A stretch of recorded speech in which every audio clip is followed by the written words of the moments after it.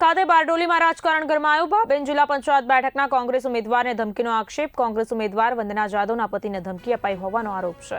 ઉમેદવારી પત્ર પરત નહીં ખેંચે તો બાબેનમાં રહેવું મુશ્કેલ પડશે તેવી ધમકી ભાજપના નેતા ભાવેશ પટેલ અને જીતેન્દ્રસિંહ વાસિયા સહિત અને સામે આરોપ। સમગ્ર મામલે બારડોલી ટાઉન પોલીસ મથકે અરજી આપવામાં આવી। અરજી બાદ બારડોલી પંથકમાં રાજકારણ ગરમાયું।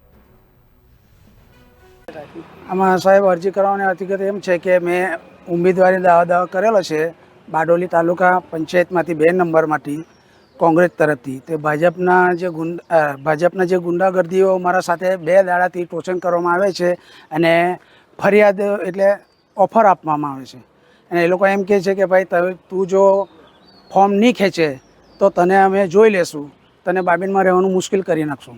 આવી રીતે આવી રીતે ધમકી આપે છે અને એ લોકોની ધમકીના હિસાબે અમે પ્રચાર કરવા જાય અને જો પાછળથી અમારા પર હુમલો કરવાનો આવે તેની જવાબદારી કોની રહેશે?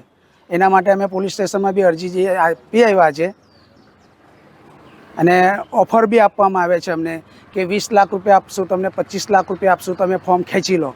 પણ અમારે ફોર્મ ખેંચવું નથી, અમારે સચ્ચાઈની લડાઈ લડવી છે અને અમને શું છે કે ભાઈ અમને બી લડાઈ કરવાનો હક છે, લોકશાહીતા છે કે એ લોકોના જે ભાજપોના ખિલાફ ઊભા રહેવાનો એટલે હું એ કહેવાય, અમને બી અધિકાર છે ને સાહેબ।